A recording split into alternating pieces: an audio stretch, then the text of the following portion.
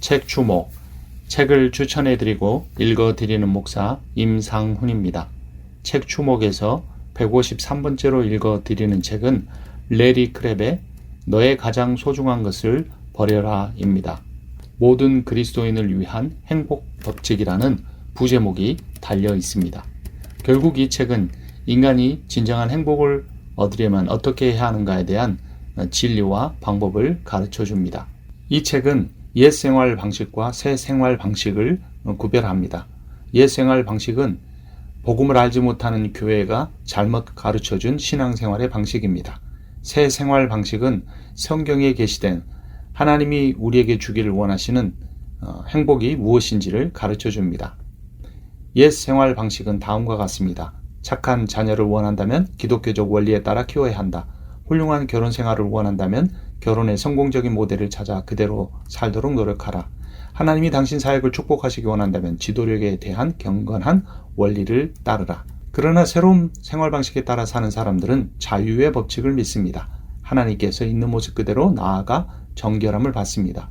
그러므로 내적 삶과 외적 삶의 변화를 원하기는 하지만 자신의 힘이나 노력이나 인과 법칙을 따라 변화되려는 부담감을 갖지 않습니다. 새 생활 법칙을 따르는 사람들의 마음은 가장 진실한 소원인 하나님을 알아가고 그분을 즐거워하기 위해 사는 사람들입니다. 그들은 이 세상에 더 좋은 삶을 위해 살지 않습니다. 그래서 삶이 힘들고 어려울 때 정체성이 더욱 분명하게 드러납니다. 그들이 이 세상이 결코 줄 수 없는 것을 소망하며 살아가는 천국 시민들입니다. 그들의 가장 깊은 열망은 하나님을 알아가며 신뢰하는 것입니다. 이것이 바로 자유의 법칙입니다. 그런데도 우리는 대부분 옛 생활 방식에 따라 살고 있습니다. 그래서 인생이 채워줄 수 없는 공허함을 느끼는 것입니다. 행복하고 편안하게 살려고 열심히 노력했지만 오히려 그것이 우리에게 부담과 압박감을 가져왔습니다. 옛 생활 방식이 말입니다. 하나님과의 친밀함보다 그 친절함에 더 가치를 두고 있다면 당신은 신앙생활을 잘못 살아가고 있습니다. 만약 그렇다면 인생의 정의를 잘못 내린 것입니다. 친절함은 힘을 행사하기 위한 도구일 수 있습니다. 문제는 당신이 인생에서 원하는 것을 얻기 위해 성령님이 주시는 힘을 의지하지 않고 하나님께 영광 돌리는 일에 우선순위를 두지 않는다는 사실입니다. 옛 생활 방식의 공식은 똑같습니다. 원하는 것을 결정하라. 그리고 그것을 얻을 수 있는 방법을 찾으라. 우리는 행복해지려는 희망에 매달려 왔습니다. 마치 이 세상이 우리가 거주할 유일한 세계인 것처럼 말입니다. 그것을 위해 인과 법칙을 갖습니다. 영적인 사람이 되기 원하십니까? 그렇다면 영적인 훈련을 하십시오. 딸과의 갈등이 해결되기 원하십니까? 이 어려움을 통해 성령께서 어디로 인도하시는지 분별하기보다는 청소년 전문 상담과 의논에서 당신과 딸 사이의 거리감을 좁히고 치유받고 용납하십시오. 성적 중독을 극복하기 원하십니까? 하나님의 은혜 안에 거하면서 당신이 얼마나 하나님을 알고 싶어 했는지 깨닫는 대신에 도덕적 순결을 진지하게 생각하는 남성 그룹에 참여하십시오. 우리는 모두 인생이 평탄하게 펼쳐지기를 갈망합니다. 현재보다 미래가 좀 더 낫고 행복하기를 바랍니다. 그런데 이런 소원 자체가 목적이 되고 가장 소중한 것이 될 때 우리는 어떤 몇 가지의 조건을 만족시키면 소원을 이룰 수 있다는 인과 법칙에 갇혀 살게 됩니다. 당신이 원하는 더 나은 삶을 위한 방법으로 이러한 원리를 받아들인다면 그러나 결국에 하나님으로부터 오히려 멀어지게 될 것입니다. 성경은 인과 법칙을 따르는 인생의 성공 원칙을 제공하지 않습니다. 우리가 형통한 인생을 살려고 할 때 세상 지혜를 따르든 성경적 원리를 따르든 결국 교만해지거나 낙심하게 되고 자기 만족이나 반대로 자기 혐오에 빠지게 됩니다. 그리스도인들도 예외는 아닙니다.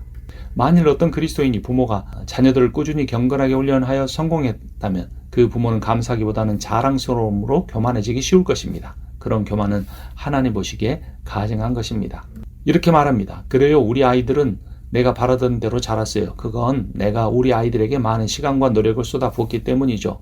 나는 매일 이름을 불러가며 아이들을 위해 기도했어요. 그리고 하나님이 기도를 들어주신 거죠. 자신들이 원하는 것이 이루어지지 않았을 때는 자신이 뭔가 역할을 제대로 하지 않아서 잘못된 것이라고 또 믿게 됩니다. 무언가 잘못됐기 때문에 실패했다고 생각하는 것입니다.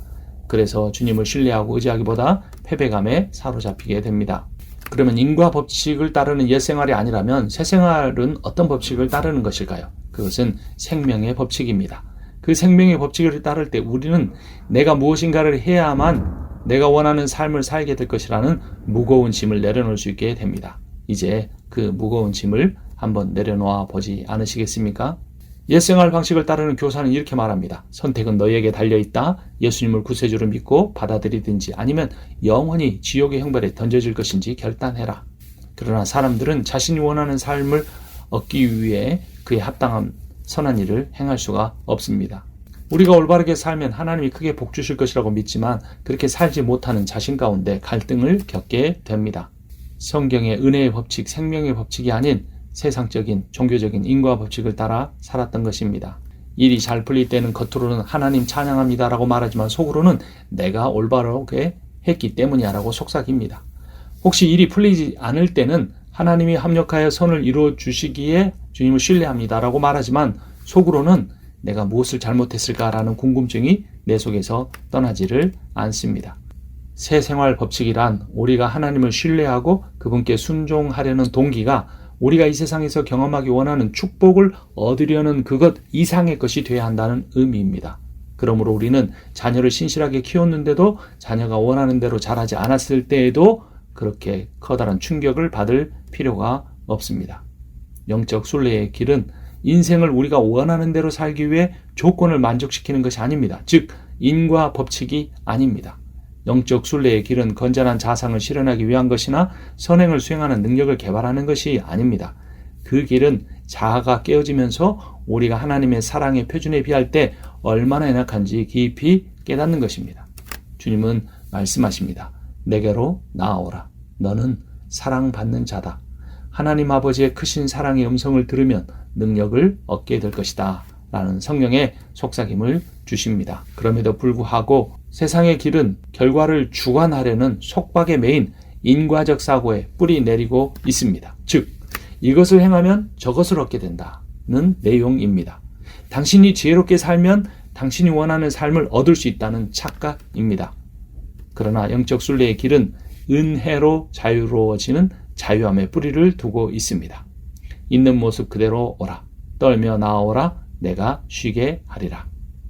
우리가 선하고 올바른 삶을 살려는 이유는 그것이 특권이며 우리에게 거룩해지기 원하는 마음이 있기 때문이지 그것이 즐거운 삶을 얻기 위한 조건이어서는 안 됩니다.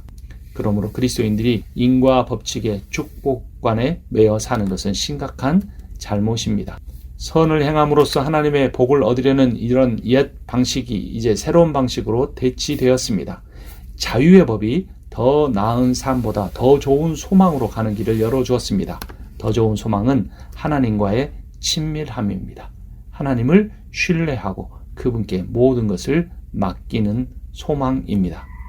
이제는 우리가 얽매였던 것에 대하여 죽었으므로 율법에서 벗어났으니 이러므로 우리가 영의 새로운 것으로 섬길 것이요 율법 조문에 묵은 것으로 아니할지니라.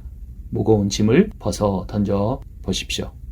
기도를 하든 하지 않든 고통이 있을 수 있습니다. 경건한 사람도 늙고 병에 걸립니다. 예수님을 진지하게 따르는 자들도 예수님을 위해 살면서도 불안, 정욕, 교만이 마음에 남아있어 그것들을 미워하며 낙심하기도 합니다. 성경적 원리에 다 순종한다고 신실하게 산다고 모두 다 축복을 얻는 것이 아닙니다. 축복을 바라는 것 자체가 잘못된 것은 아닙니다. 하지만 그것 자체가 삶의 목적이 되어서 그것 때문에 거룩하게 살고 그것 때문에 열심히 기도하며 그것 때문에 하나님으로부터 위대한 일을 기대한다면 잘못입니다. A라는 조건을 만족시키면 B라는 결과를 얻는다는 일률적인 인과 법칙을 하나님과 나와의 관계에 대입하지 마십시오. 그런 생각은 부담감을 갖게 하고 실패하게 합니다. 축복과 저주가 조건에 따라오는 도덕의 인과 법칙은 이제 폐하였습니다. 더 이상 형통과 고통이 우리 행함에 좌우되지 않게 되었습니다. 모든 것은 하나님의 주권에 달려있고 그분께서 은혜로 우리에게 베풀어 주시는 것입니다. 예수님의 피가 새로운 생명의 길을 열어놓으셨습니다. 인생이 형통하든 실패하든 친절하든 자기중심적이든 누구에게나 예수 그리스도의 구원의 길, 생명의 길이 열려 있습니다. 그러므로 있는 모습 그대로 나와 하나님의 임재로 들어가십시오. 인생의 평탄과 축복을 위해서가 아니라 무거운 짐을 벗겨주신 그분을 기쁘시게 하고 싶어서 더 올바르게 살 자유를 얻은 것입니다. 크리스마스에 선물 없이 아빠와 함께 보내는 것과 아빠 대신 선물을 받는 것 중에 선택하려면 아이는 선물을 택할지도 모릅니다. 하지만 성숙한 자녀라면 선물이라는 복보다 자기 아버지의 임재를, 교제를 더 좋아할 것입니다. 인간으로서 실패와 연약함을 인정하고 그리스도를 신뢰하고 하나님께 의뢰하십시오. 어떤 법칙대로 살아야만 한다는, 완전하게 살아야 한다는 부담을 내려놓으십시오. 이제 우리는 예수 그리스도로 말미암아 얻게 된 자유의 법 위에 서 있습니다. 그러므로 자유인으로서 살아가십시오. 성령께서 우리의 마음속에 역사하셔서 우리가 가지고 있는 무거운 짐을 다 내려놓고 옛 길보다 더 나은 새로운 길의 삶을 살 수 있도록 은혜 주시리라 믿습니다. 옛 생활의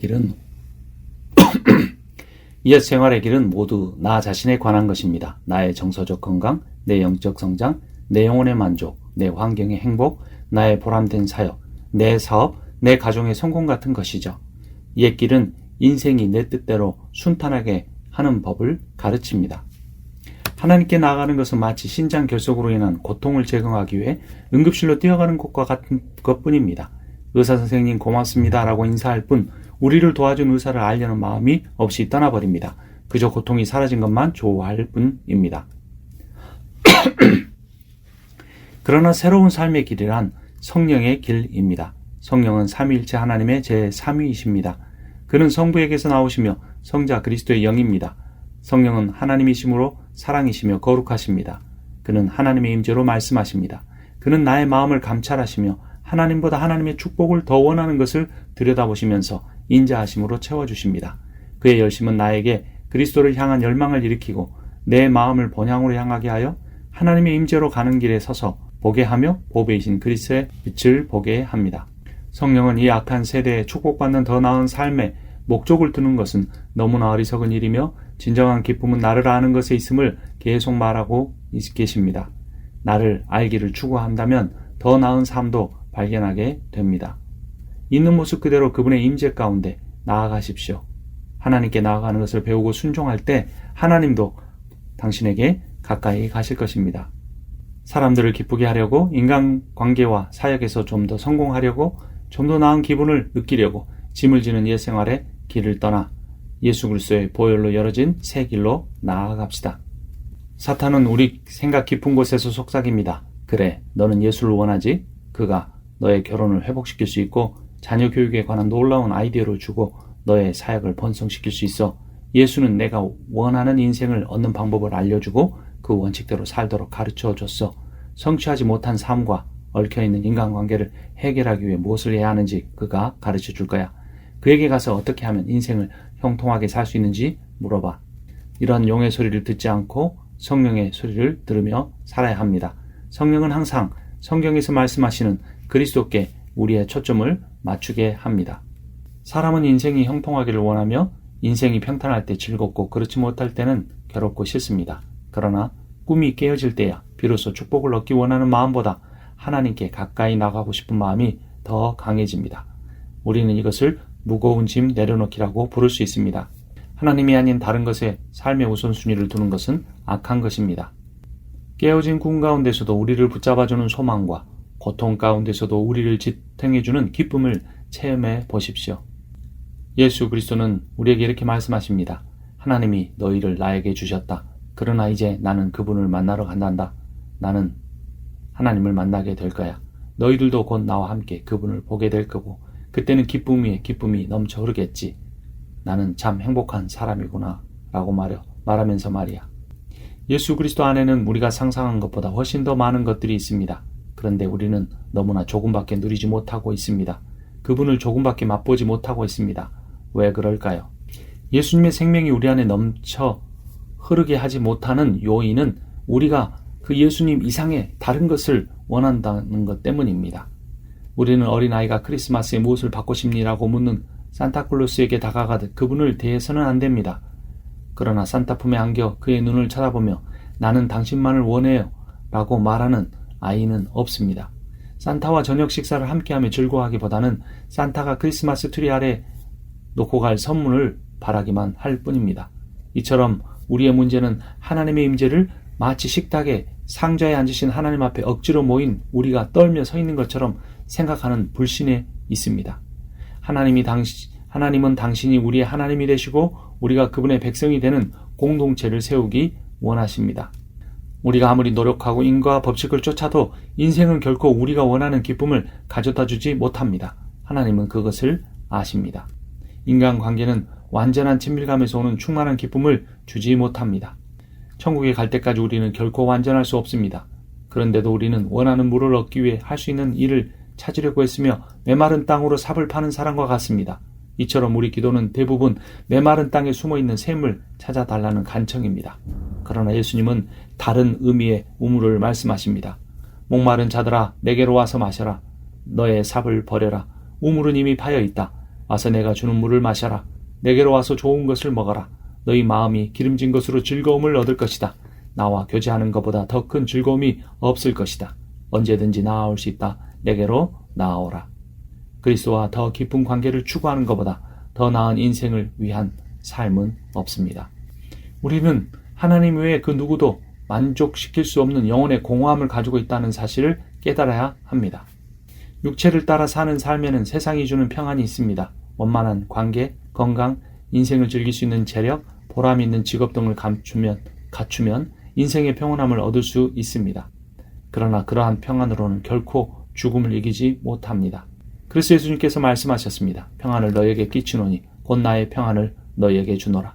내가 너에게 주는 것은 세상이 주는 것과 같지 아니하니라. 하나님을 위해 산다고 말하지만 실제로는 그분이 주시는 축복을 위해 사는 것보다 더 큰 속임수는 없습니다. 기도하면 사역이 축복을 받고 기도하지 않으면 메마르게 되는 걸까요? 대부분은 그렇지만 항상 그런 것은 아닙니다. 우리가 원하는 축복에 초점을 맞추고 그 축복을 얻기 위해 기독교를 믿는다면 비록 그 축복이 가치 있고 바람직한 것일지라도 우리는 육신의 것을 심는 것입니다. 육신은 항상 그리스도가 아닌 다른 것에 그 이상의 가치를 두게 만듭니다.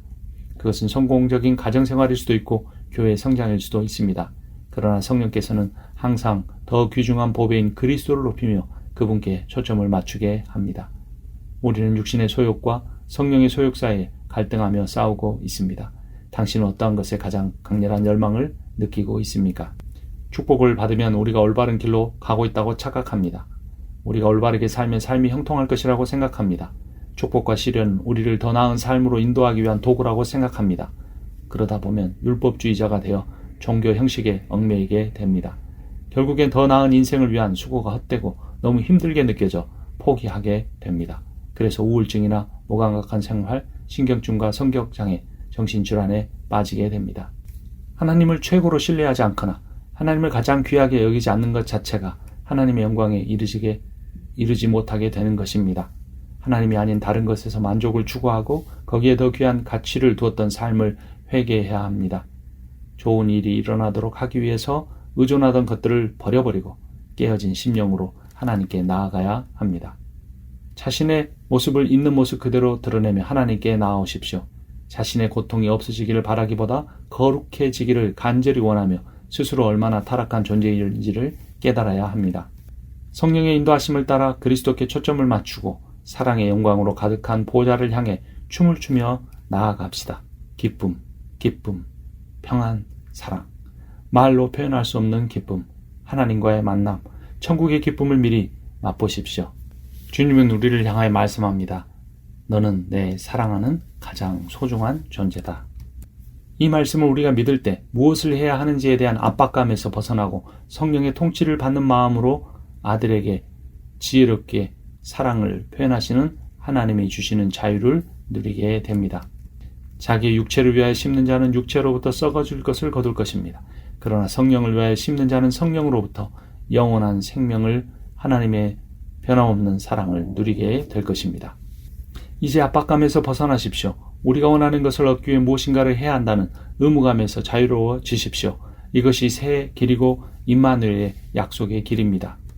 그런데도 사람들은 이렇게 질문합니다. 만일 하나님이 제 행복을 축복하지 않으신다면 왜 제가 그분께 나아가야 하는지 정말 모르겠어요.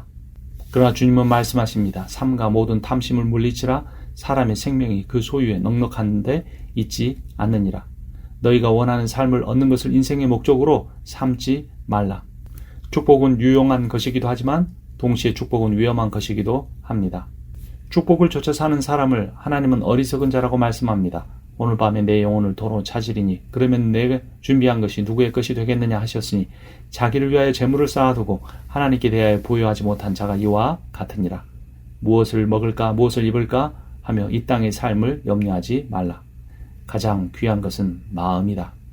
자신을 위해 물질을 쌓아두고 살든지 아니면 하나님에 대하여 부유하게 살든지 둘 중 하나뿐입니다. 소유에 얽힌 부자 또는 성취, 소속된 사회, 안정된 인간관계, 정서적인 건강, 좋은 평판, 명예와 인정, 자기보호, 행복한 가정을 사람들은 좋습니다. 사실 우리가 추구하는 많은 것들이 이기적인 것처럼 보이지는 않습니다. 모두 하나님이 우리에게 주시기 원하는 축복들입니다. 그러나 그것이 하나님보다 더 소중한 보물이 되어서는 안 됩니다. 하나님과의 교제보다 이런 것들을 더 중요하게 생각한다면 우리의 인생은 비참해질 것입니다. 하나님의 능력을 이용하기 위해서 하나님께 나아가는 것이 아니라 하나님과의 교제를 최우선순위로 삼아 보십시오. 그분은 변함이 없으시고 영원하신 사랑을 가지고 계신 분입니다. 그분의 임재에 사로잡힐 때에만, 그분의 은혜를 구할 때에만 우리는 변함없는 행복과 마음의 평안을 누릴 수가 있습니다. 예수 그리스도는 우리를 위해 십자가에 죽으셨지만 우리가 예수를 따를 때 고통을 받지 않을 거라는 약속을 하지 않으십니다. 인간적인 의미에서 더 나은 삶을 약속하지 않으신다는 것입니다. 우리가 구하고 찾는 그 축복이 우리의 안전을 보장하는 것이 아니라 영원한 변함없는 사랑을 가지고 계신 하나님, 그리고 그분과의 교제, 그분의 임재로 나아가는 길만이 유일한 안전입니다. 우리에게 진정 필요한 것은 더 많이 순종하는 것도, 더 많이 훈련받는 것도, 더 많이 축복받는 것도, 더 많이 사역하는 것도, 더 큰 정서적 안정을 얻는 것도, 더 많이 기도하는 것도, 더 높은 자존감을 갖는 것도 아닙니다. 그냥 하나님의 임재를 경험하고 그분 가운데 거하는 것입니다. 그분을 즐거워하는 것입니다. 그분을 신뢰하는 것입니다. 그분께 내 삶을 맡기는 것뿐입니다. 탕자는 아버지에게는 흥미가 없었습니다. 단지 그 아버지가 자신에게 물려줄 유산에만 관심이 있었습니다. 우리도 탕자처럼 하나님이 아닌 그 하나님이 주시는 복에만 집중할 때 우리가 아무리 신앙생활을 열심히 해도 우리는 진정한 평안과 축복에 이를 수가 없습니다. 적당히 안주하는 신앙생활에서 벗어나 하나님을 깊이 경험하는 길로 나아가십시오. 그 길에 아직 이르지 못했다면 그 길 가운데 서는 것을 간절히 갈망하십시오. 그 하나님께 붙잡히면 우리는 언제든지 즐거워할 수 있습니다. 결혼 생활이 지독히 힘들어도, 남편이 치매에 걸렸어도, 견딜 수 없는 정도의 외로움을 가지고 있어도, 우리가 극복할 수 없는 나쁜 습관에 붙잡혀 있어도 우리는 하나님을 즐거워할 수 있습니다. 하나님과의 관계에 닻을 달고 기쁨과 소망을 하나님에게서 찾으며 모든 환경에서 하나님을 기뻐합니다. 새로운 길에서 진리는 인격화됩니다. 새로운 길에 들어선 사람에게는 사는 것이 그리스도입니다. 그것은 자녀를 경건한 아이로 키우는 것도 아니며 새로운 친구를 사귀거나 심지어 도덕적으로 사는 것도 아닙니다. 하나님을 즐거워하는 것이 가능하다는 사실을 믿으십시오. 우리는 더럽고 지친 모습으로도 하나님께 나아갈 준비가 되어야 합니다. 그분이 자신에게 나아오기만 하면 자신을 우리에게 나타내 주시리라는 것을 믿으십시오. 은혜를 받으려는 소망으로 그분께 나아가십시오. 이것은 바로 하나님이 자신의 독생자를 죽음에 내주는 값을 치르면서까지 약속하신 것입니다. 임마누엘의 약속입니다. 무거운 짐을 내려놓으십시오. 이제 자유를 경험할 때가 되었습니다. 그러한 사람에게 성령이 역사하십니다. 예수 그리스도의 복음과 성령의 역사하심을 믿고 소망을 가지십시오. 성령을 체험하고 기쁨을 누리십시오. 새로운 이 삶의 방식에서 우리는 삶의 좋은 환경을 통해 만족을 누리고 싶어 하는 충동에서 자유로워질 수 있습니다. 그리스도를 위해 살며 하나님과 다른 사람들을 사랑할 수 있는 자유함을 누릴 수 있습니다. 오직 성령 안에서.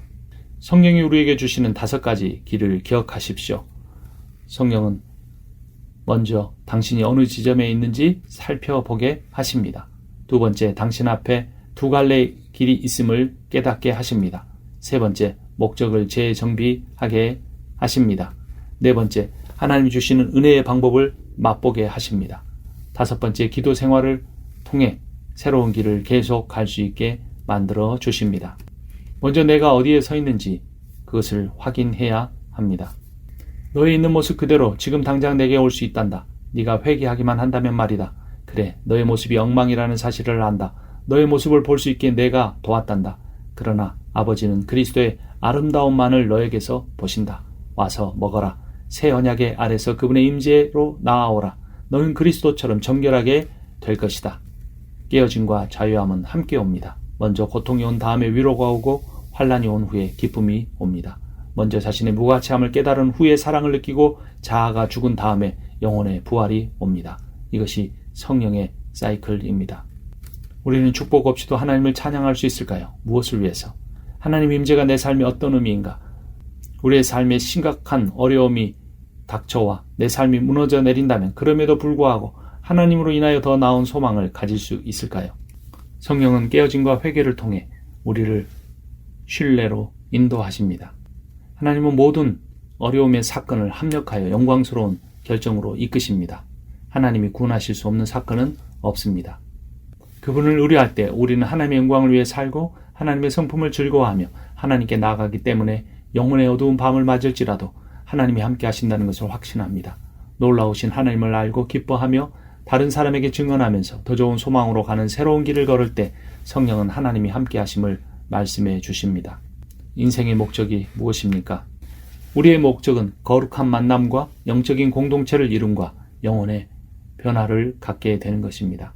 우리의 인생에 고난이 닥쳐올 때 첫 번째 우리가 생각해야 할 것은 그 즉시 하나님의 임재로 더 가까이 나아가는 것입니다.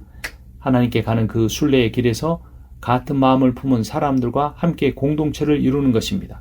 그리고 우리의 공동체 안에 그리스도의 성품이 형성되도록 성령에 협조하는 것입니다. 깨어짐을 통해서 하나님을 만날 수 있습니다. 회개가 자유함을 줍니다. 그 자유가 해방감을 줍니다. 인생의 모든 것이 하나님이 크신 계획의 한 부분임을 신뢰하십시오. 그리고 고난마저도 주님께 맡기십시오. 그리할 때 실망할지라도 여전히 사랑하며 손해보더라도 여전히 베풀며 화가 나더라도 여전히 참으며 공격을 받더라도 여전히 온유하며 인생에 지치더라도 여전히 소망을 갖는 사람이 될 수 있습니다. 하나님의 계획은 우리의 가장 소중한 보배인 하나님 자신을 우리에게 나타내시고 우리의 영혼을 즐겁게 하는 하나님과의 교제로 가까이 나아오도록 은혜를 베푸시는 것입니다. 하나님은 하나님의 나라를 세우시며 다른 무엇보다 사랑하는 백성들로 그 나라를 채우기 원하십니다. 그분의 이러한 목적은 반드시 성취될 것입니다. 그 누구도 하나님의 계획이 실현되는 것을 막지 못합니다. 새로운 길을 따르는 자들에게 세 가지 기적이 있을 것입니다. 첫 번째 기적은 하나님을 만나는 것입니다. 두 번째는 공동체를 경험하는 것입니다. 세 번째는 성령이 그에게 부어지는 것입니다. 성령을 통해 이렇게 기도하십시오. 주님, 제 모습 그대로 주님께 나아갑니다. 제가 주님의 아름다우심을 볼 수 있기를 구합니다. 주님처럼 사랑할 수 있게 해주시고 주님처럼 살게 해 주십시오. 상황을 바꾸어 달라거나 문제를 해결하기 위한 방법을 알려달라고 나를 만족시켜 달라고 기도하지 마십시오. 당신을 있는 모습 그대로 하나님께 드리십시오. 하나님이 임재하시는 곳으로 나아가십시오. 그리고 매 순간 하나님보다 더 관심이 가는 것을 몰아내십시오. 인생이 더 나아지게 하기 위하여 하나님을 이용하려는 마음을 버리십시오. 하나님을 알고 즐거워하며 그분을 나타내기 위해 그분께 나아가 자신을 헌신하고 의탁하십시오. 우리의 중심 열망을 그리스도를 알기 위해 사는 것으로 바꾸십시오. 우리의 중심 경험을 하나님의 영광을 위하여 찬송하기 위해 그분께 나아가십시오. 중심 전략은 하나님의 공급하심을 신뢰하는 것입니다. 중심의 희망은 예수님을 닮아가는 것을 기대하는 것입니다. 중심의 태도는 하나님의 뜻이 이루어지기를 원하는 것입니다. 하나님은 우리의 인생의 고난을 다 없애주지는 않으십니다. 그 고난을 이길 힘은 주십니다. 그 고난을 이기는 힘은 내 고난의 가장 깊은 자리에 주님이 나와 함께해 주시는 것입니다. 그러면 어떤 어려운 환경 속에서도 나를 사랑하시고 나와 동행해 주는 그 하나님을 바라보며 모든 것을 이겨낼 수 있습니다. 책 주목이었습니다.